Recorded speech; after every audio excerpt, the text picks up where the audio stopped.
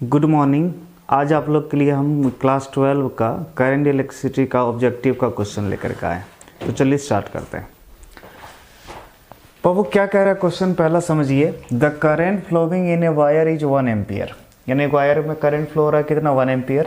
If the charge of an electron is 1.6 into 10 to the power minus 19 coulomb, then the number of electrons flowing through the wire per second.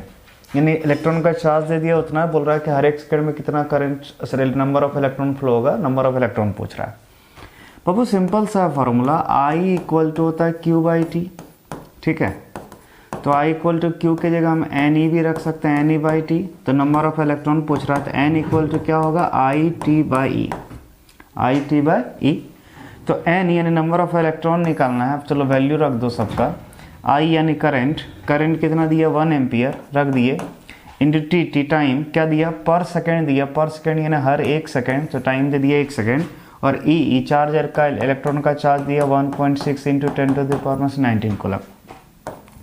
Solve कीजिएगा इसको, देखिएगा 6.25 into 10 to the power 18 आएगा। Clear है, तो इसका answer चला गया B number. Clear है, नेक्स्ट देखते हैं।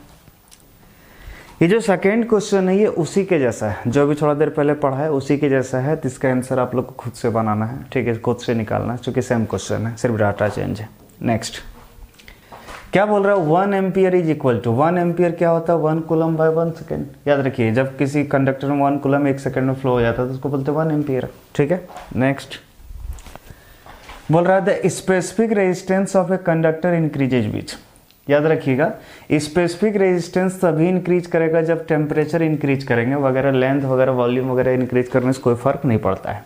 नेक्स्ट बोल रहा था electrical resistance of a conductor depends upon, यानी इलेक्ट्रिकल रेजिस्टेंस किस पे डिपेंड करता है, साइज ऑफ कंडक्टर, जी हाँ डिपेंड करता है। टेम्परेचर ऑफ कंडक्टर, हाँ। जियोमेट्री ऑफ कंडक्टर, हाँ। तो ऑल ऑफ अबव, जी हाँ, इसका आंसर ये ऑल ऑफ अबव।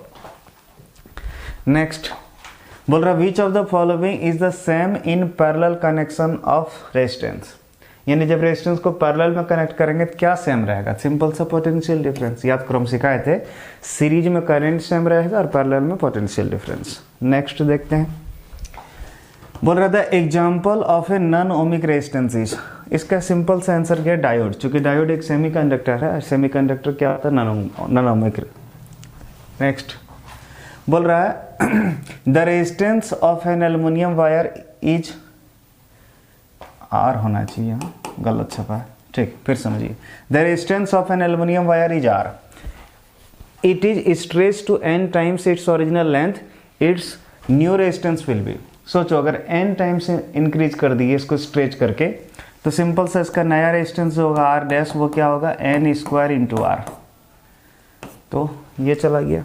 नेक्स्ट क्या बोल रहा है, the length of a conductor is halved, यानी कंडक्टर का लेंथ को क्या कर दिया, आधा कर दिए, इट्स रेजिस्टेंस विल बी। तो याद रखें, लेंथ जो है डायरेक्टली प्रोपोर्शनल होता है किसके, रेजिस्टेंस के। लेंथ अगर आधा करेंगे तो रेजिस्टेंस भी आधा हो जाएगा, तो इसका आंसर हो जाएगा हाफ्ड।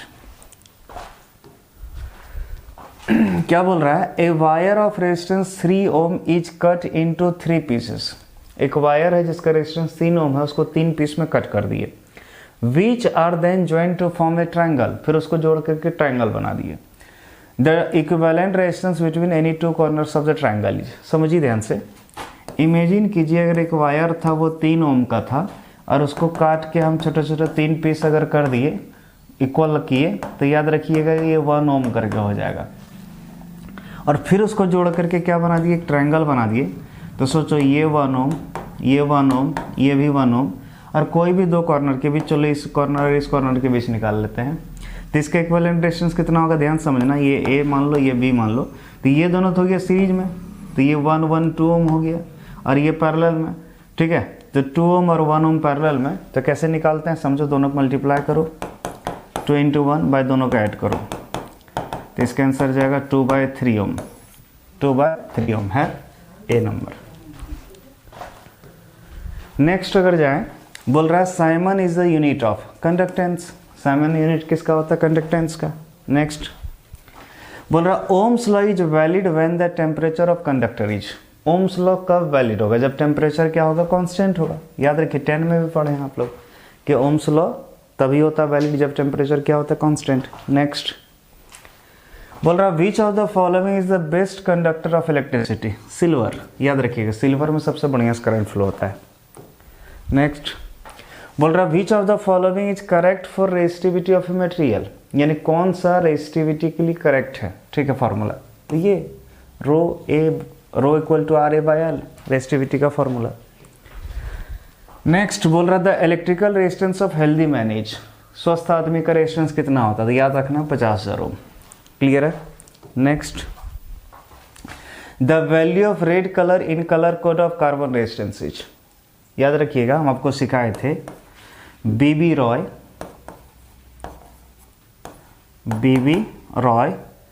ऑफ घोरमरा बाजार हैविंग वेरी गोरी वाइफ। याद करो, ये था ब्लैक, ये था ब्राउन, ये था रेड, ये था ऑरेंज, ये था येलो, ये था ग्रीन, ये था ब्लू, ये था वॉयलेट, ये था ग्रे और ये था वाइट। क्लियर है। अगर नंबर याद करो, इसका 0, इसका 1, इसका 2, इसका 3, इसका 4, इसका 5, इसका 6, इसका 7, इसका 8, इसका 9। तो किसका पूछ रहा है हमसे, रेड कलर का पूछ रहा है। तो रेड कितना नंबर पे देखो 2, तो इसका आंसर चला गया 2। क्लियर है। इसी के तरह आगे भी क्वेश्चन है। ठीक है, येलो कलर का पूछ रहा नंबर कितना है, तभी जो बताए उसी की हेल्प से आपको निकाल लेना है। ठीक है, फिर देखिए ये भी उसी तरह है, ग्रीन का पूछ रहा है, ग्रीन का कितना है और जिस तरह भी बताया उसी की हेल्प से निकाल लेना है। ठीक है। नेक्स्ट देखिए क्या बोल रहा है, a sequence of colour bands of a carbon resistance of 47 kilo ohm will B.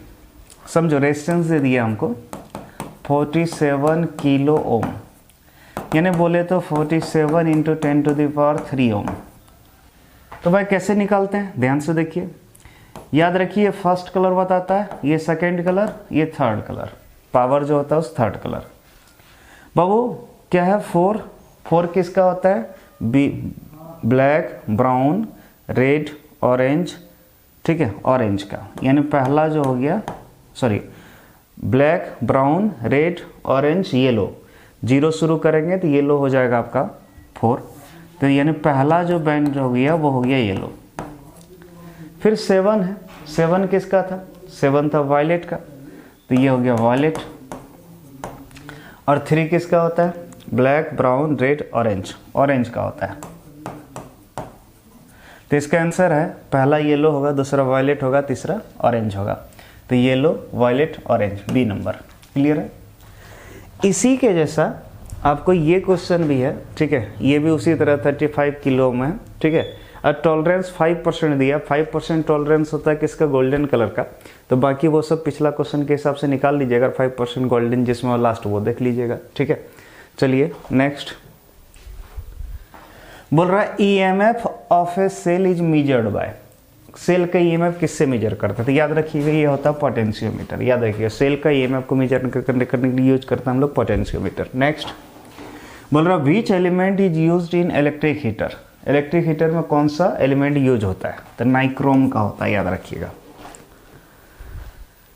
Question बोल रहा है two cells of EMF E1 and E2 internal resistance R1 and R2 are connected in parallel, then equivalent EMF of the combination is।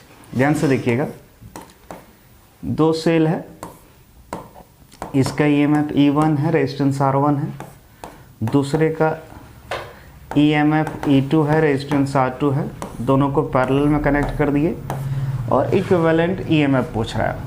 तो equivalent EMF parallel में याद रखिएगा इसका हो जाएगा E1 R2 plus E2 R1 bye R1 plus R2। ये है formula. Clear है। तो है कहीं पर, तो देखिए इसका बी नंबर। नेक्स्ट क्या बोल रहा है, power of an electric circuit is power. तो पावर इक्वल टू होता है V² बाय R, है ऑप्शन सी नंबर। नेक्स्ट देखते हैं, बोल रहा है 2 bulbs 25 watt 220 volt and 100 watt 220 volt are given, which has higher resistance. किसका रेजिस्टेंस हाई होता है। सबसे पहले यहाँ गौर से देखो, दोनों वोल्टेज जो है सेम है। ठीक है, और पावर अलग अलग है। और बोल रहा है रेजिस्टेंस किसका ज़्यादा होगा। तो याद रखिएगा पावर का फॉर्मूला होता है V square by R। Voltage दोनों का सेम है, यानी बोले तो चेंज नहीं कर रहा है, यानी कांस्टेंट है, तो इसको हटाओ। तो अगर इसको हटा दें तो P is inversely proportional to R। तो सिंपल सा, जिसका पावर कम रहेगा उसी का रेजिस्टेंस ज़्यादा रहेगा, क्योंकि इनवर्सली प्रोपोर्शनल है। जिसका पावर कम उसका रेजिस्टेंस ज़्यादा। तो पावर कम किसका है? 25 वाट वाला का, तो इसका रेजिस्टेंस ज़्यादा होगा। इसका आंसर गया 25 वाट वाला। क्लियर है। नेक्स्ट बोल रहा है the heat produced in a conductor of resistance R due to flow of current I for time टेज। हीट कितना होगा, हीट पूछ रहा है। तो सिंपल सा हीट का फॉर्मूला हम आपको पढ़ाए थे I स्क्वायर RT। देखिए है option I square RT, C number. Next क्या बोल रहा है 1 kilowatt hour is commonly known as. याद रखिएगा हम लोग के घर में जो बिजली बिल मेजर करते हैं वो यूनिट में करते हैं, और वो एक्चुअली होता है 1 किलोवाट आवर। इसका आंसर ये यूनिट।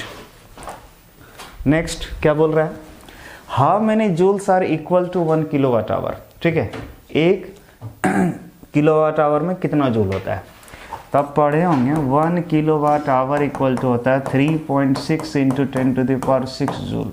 है ऑप्शन सी नंबर। नेक्स्ट बोल रहा है Kirchhoff's first and second law for electric circuit are consequences of. Kirchhoff का फर्स्ट लॉ और सेकेंड लॉ किसके कंसिक्वेंस पर है, यानी किसके कंजर्वेशन पर बेस्ड है।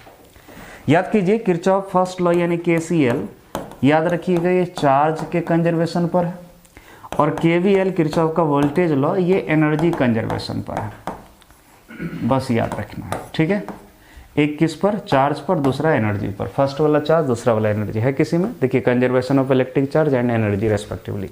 इसका आंसर चला गया बी नंबर। नेक्स्ट अगर देखा जाए क्या बोल रहा है the value of current I in the figure is. यह आपको दिख रहा होगा कि नहीं कैमरा में, चलिए फिर से बना देते हैं। ये है, इधर 20 एम्पियर करंट आ रहा है, इधर से 4 एम्पियर, इधर से निकल जा रहा है 8 एम्पियर, इधर से 16 एम्पियर, और इधर से 8 एम्पियर, और इधर से पूछ रहा है ये जो करंट है ये I, ये क्या होगा। देखिए किरचॉफ का फर्स्ट लॉ का कहना था total input current is equal to total output, यानी जितना आएगा उतना ही जाएगा।